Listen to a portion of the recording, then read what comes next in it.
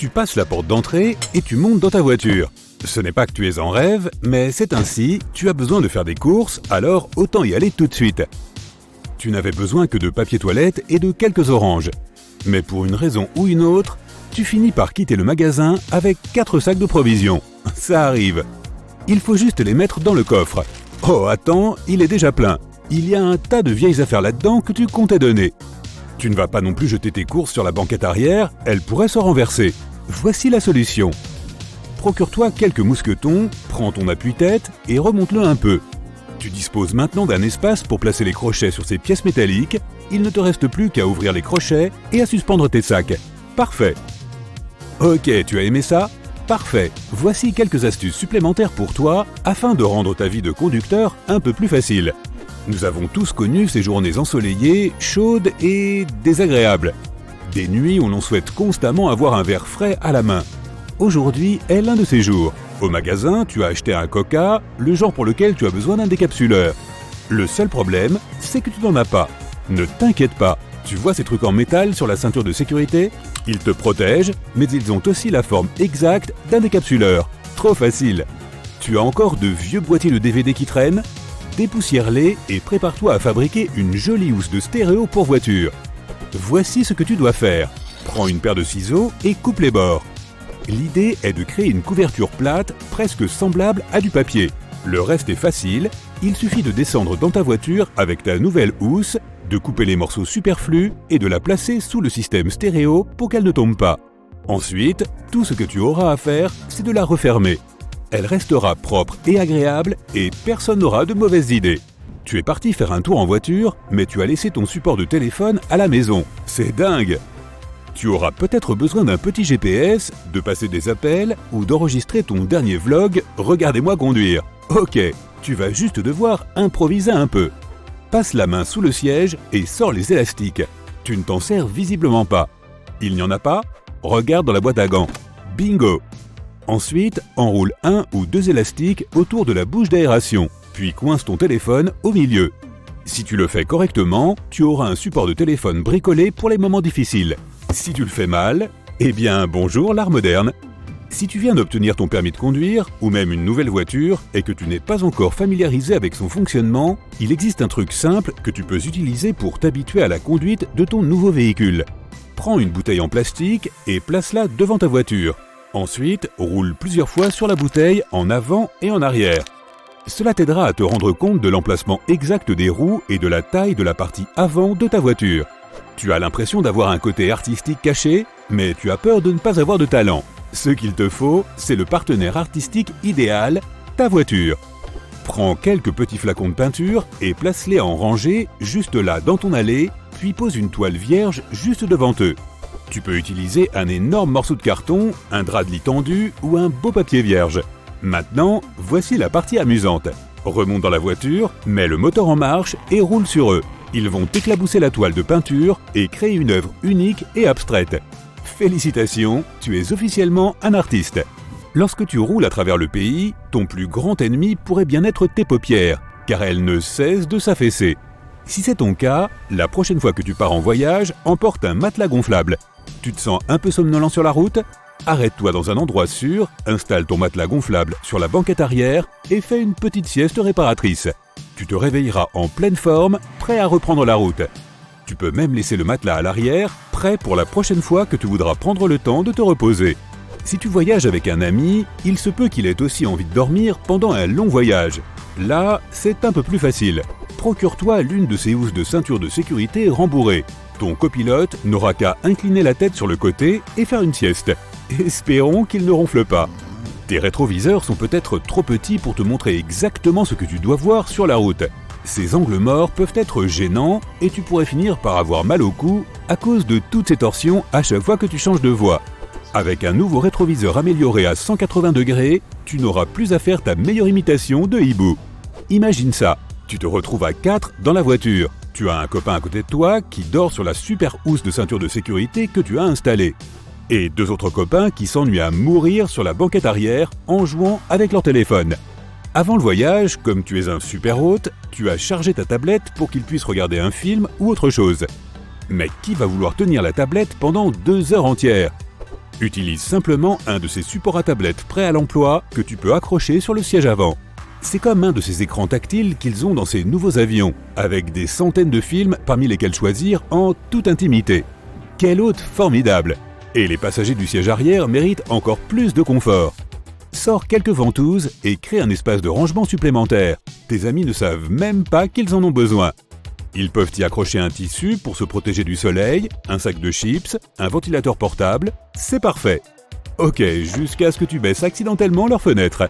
Le coffre, c'est plus un volcan à bagages qu'un placard bien rangé. C'est le bazar, disons-le.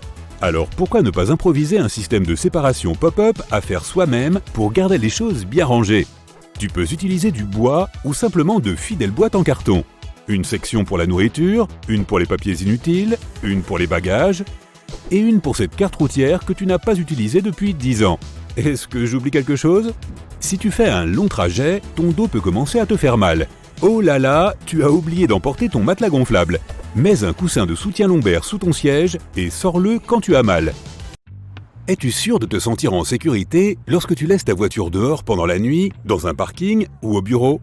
Chaque année, des délinquants volent des millions de voitures partout dans le monde. Cela représente environ 800 000 voitures par an, rien qu'aux États-Unis. Et crois-moi, les voleurs sont de plus en plus ingénieux chaque année. Ils ont appris à désactiver les alarmes, à utiliser des clés intelligentes et à s'enfuir dans une voiture en 20 secondes en moyenne. Alors, que peux-tu faire?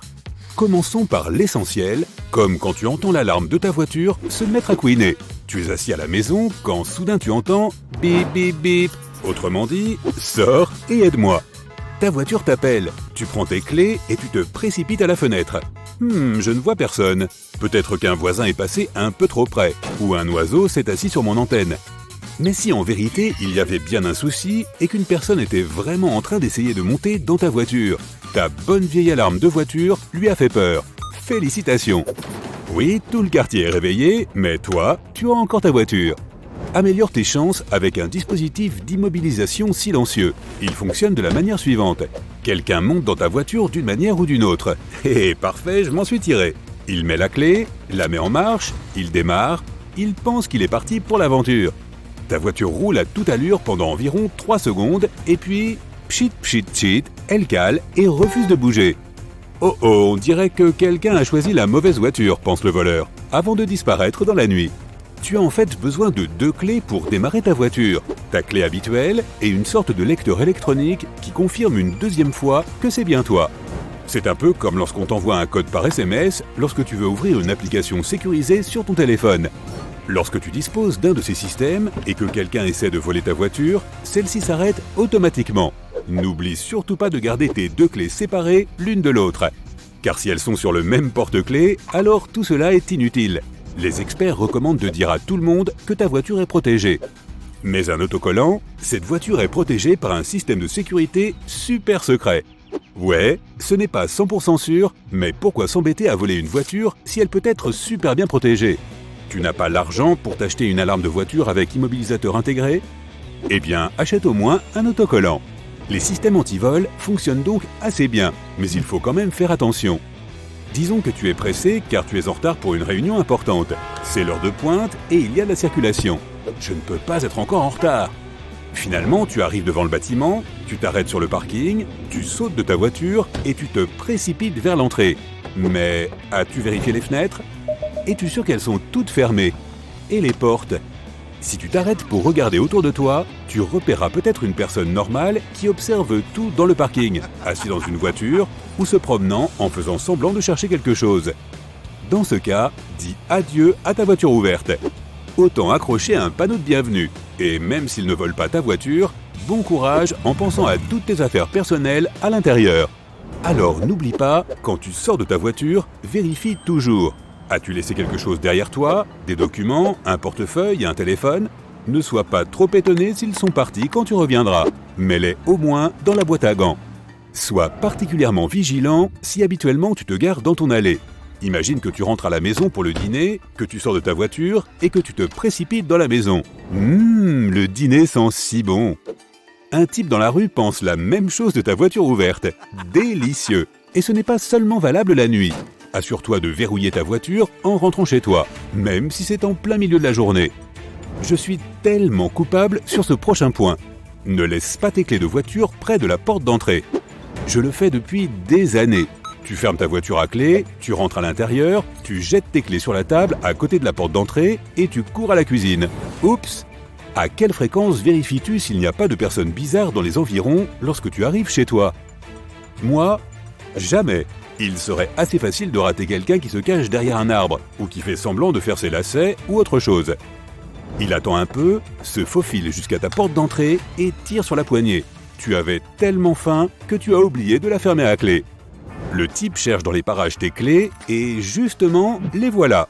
Pourquoi tout le monde les laisse là juste pour moi? Il les prend et repart. Toi, tu n'as rien entendu. Et si tu avais laissé aussi ta nouvelle montre sur cette petite table? Oui, elle serait partie aussi. En résumé, ne laisse rien de valeur près de la porte d'entrée et ferme-la toujours à clé derrière toi. La pire chose à faire, laisser la clé sur le contact et sortir « Juste une seconde, je vais chercher mon café du matin ». Il est plus sûr de garder tes portes verrouillées, même en conduisant. Tu roules et tu t'arrêtes à un feu rouge. Zoom, quelqu'un se faufile jusqu'à ta voiture, ouvre la porte du passager, ou mieux encore la porte arrière, attrape ton sac et disparaît dans la foule. Lorsque tu cherches une place dans un grand parking, laisse ta voiture sous les lumières. Ne conduis pas jusqu'à la partie la plus sombre du parking, juste parce qu'il y a plein de places disponibles.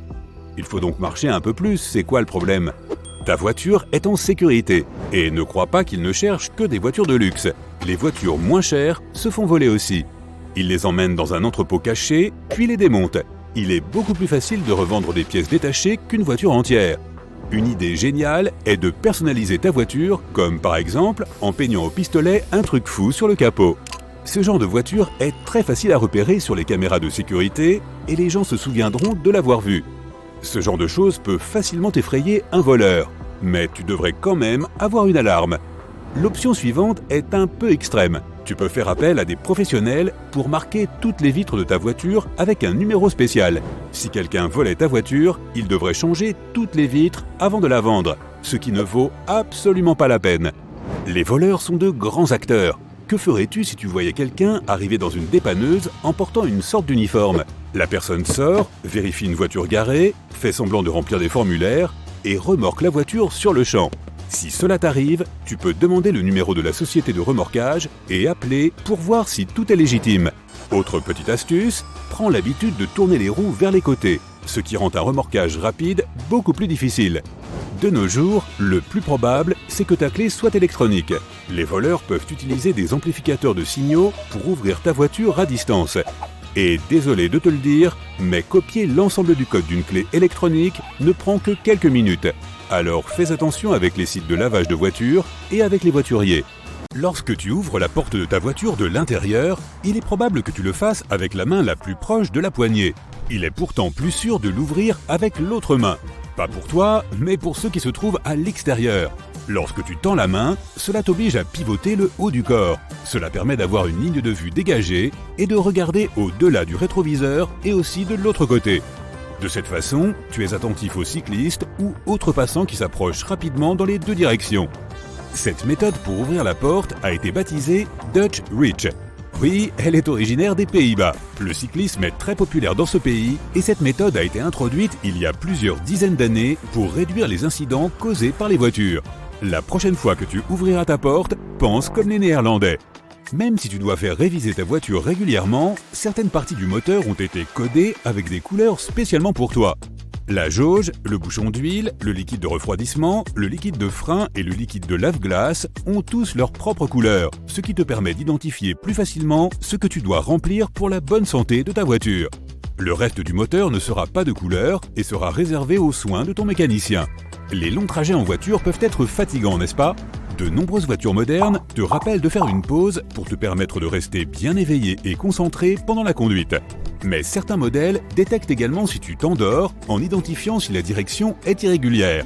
Le volant peut vibrer rapidement ou t'alerter d'une autre manière au cas où tu ferais une petite sieste au volant.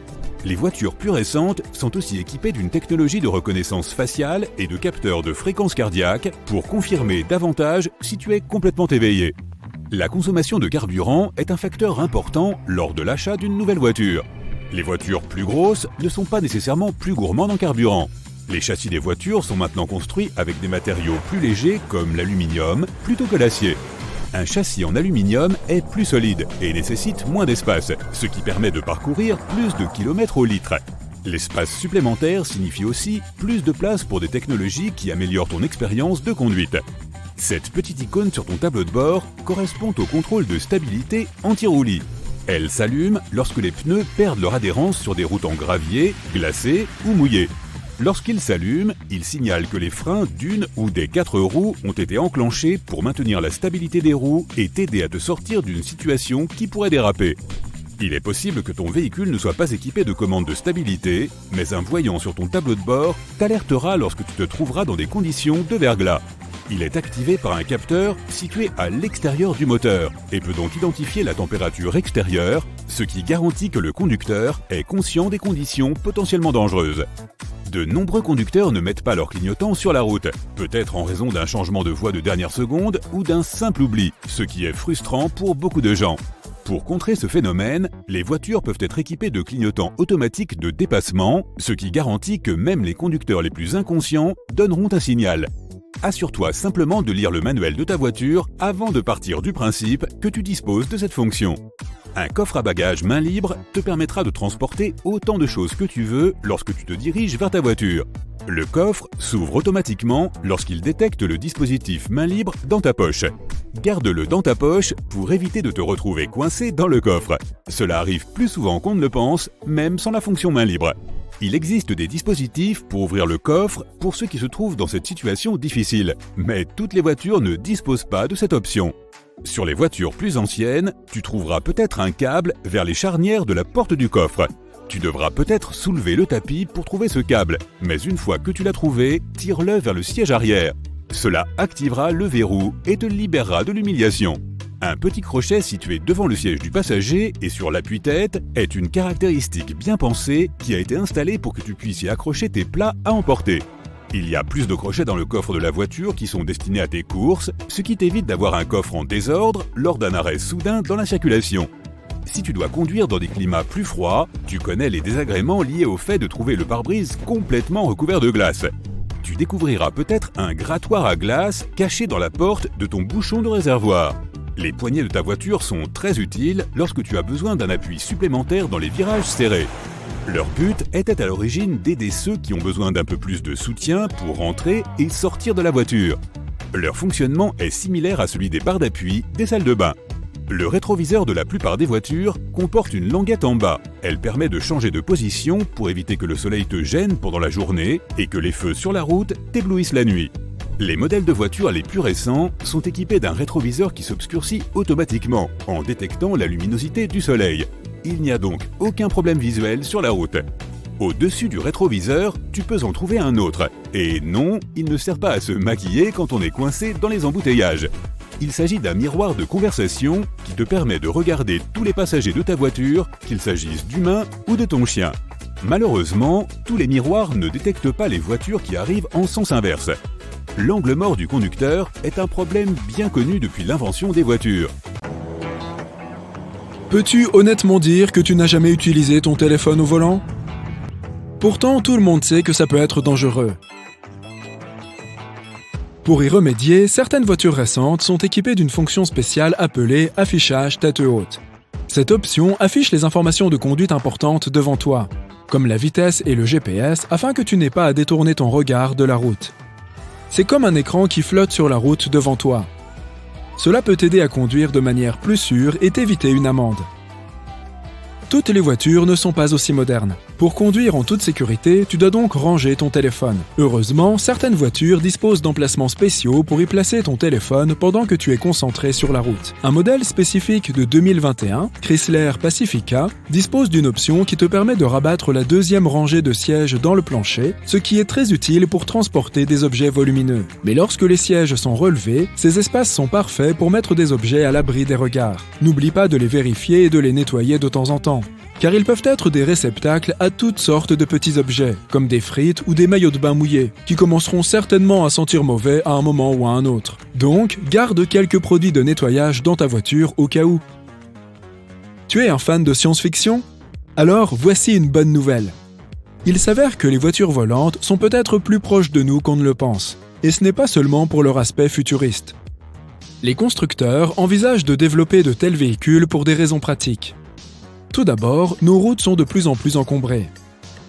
À l'avenir, nous aurons besoin d'autres moyens de transport pour faire face à un grand nombre de véhicules.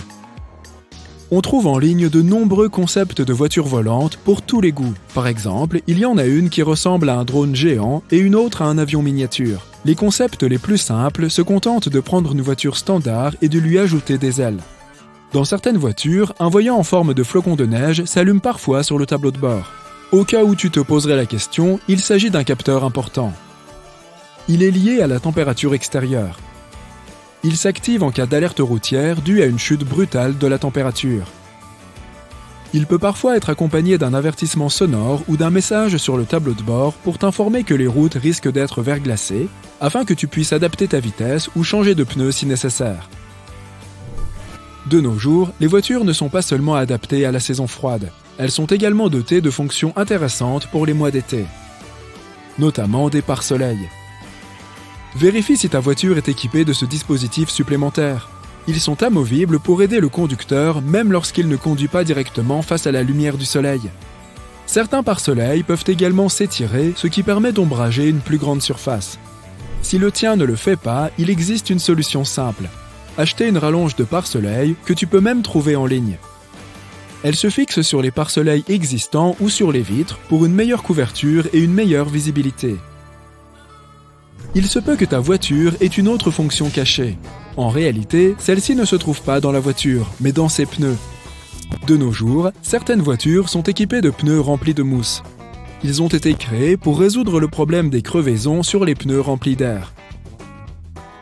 Les pneus remplis de mousse présentent les mêmes avantages que les pneus gonflés à l'air, mais sans le risque de fuite. Les pneus gonflés à l'air peuvent parfois perdre de l'air avec le temps, même s'ils n'ont pas été endommagés. Dans la plupart des voitures équipées de cette fonction, les pneus ne sont pas entièrement remplis de mousse ou d'air, mais d'un mélange des deux.